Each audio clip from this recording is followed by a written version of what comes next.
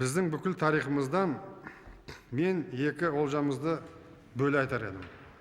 Оның біріншісі, әрине, ата-бабаларымыз ақ найзаның ұшымен, ақ білектің күшімен қанын төгіп, жанын беріп, жүріп, қорғап, алып қалған қасиетті қазақтың жері. Тағы бір олжамыз, сол ата-бабалардың арқасында бар бояуыменен, сырлы сазыменен осы күнге дейін барлық тоталитарлық жүйеден құртамыз, жоямыз дегеннен тұп-тұнық мөп-мөлдір болып аман қалған қазақтың тілі. Бұл енді біздің мықтылығымыз демей не деп айтуға болады? Құдайға шүкір, аз болғанда барлығында айырылатын бедік не болар еді енді. Мемлекет тілге байланысты өзіне қатысты саяси мәселелердің бәрін шешіп берді. Ана тіліміздің мемлекеттік мәртебесі бар. Тиісті заң бар. Арнаулы мемлекеттік орган бар, оны жүргізетін. Бөлінген қаржы бар. Тек нақты жұмыс нашар.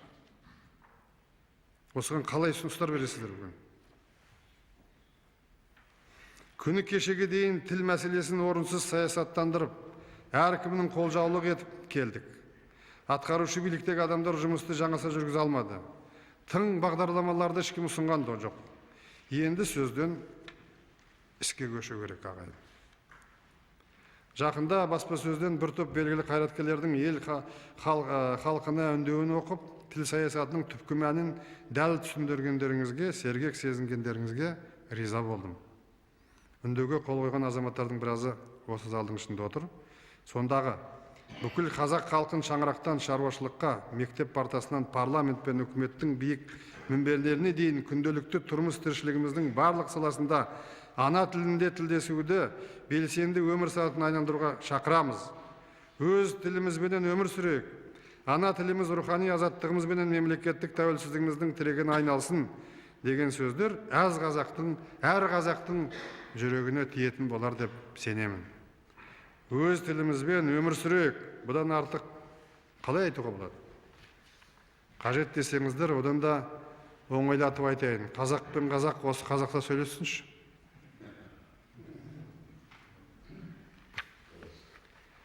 Тек қарапайым нәрсені, қазақ тілі ең алдымен қазақтың өзіне керек екенін түсіндіруге осыншама уақыт кеткеніне ғана қынжылтады. Тіл туралы жиын жиналыстарды енді көбейте беретін ештеңе жоқ. Оған кететін алтын уақыттың нақты іске арнайтын болайық. Социологиялық сұрақпенен білген кезде бір қуанатын мәселе, Қазақстан халқының түгел дейін барлығы, қазақтар әрине барлығы, балаларымызды қазақша үйрет, қазақта мектепке берсек дейді.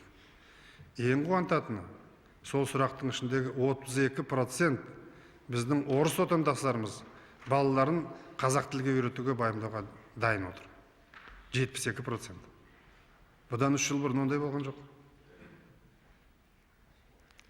Біз енді мемлекет шарадынан енді сен президент неге жөндеп істемейсің деп айтатын шығарсыңдар. Енді мен не істеуім керек? Бірінші класстан бастап барлық мектептерде тек қана қазақша, кәмелеттік аттестат алу үшін сол тілден экзамен бермей ешкім ала алмайды. Жоғарғы оқу орындарында барлық қазақ тілі енгізілді, одан емтихан тапсыратын болады жұрттың барлығы. Өмірі болмаған институттарда, университетте қазақтың бөлімшелеріменен кафедралар ашылып жатыр қазақ тілінде. Енді оның барлығын жаппай бір күнде жасап тастамыз деген қалай болар еді? Көп ұлтты халық қылып отырған кезде. Олардың жағдайын ойламасақ қаздай мемлекетпіз біз. Қазақстанды отаным деп санайтын жаңағы сұрақтың ішіндегі ең қуантатын мәселе бүкіл халықтың осы күні 90%-іне жақын.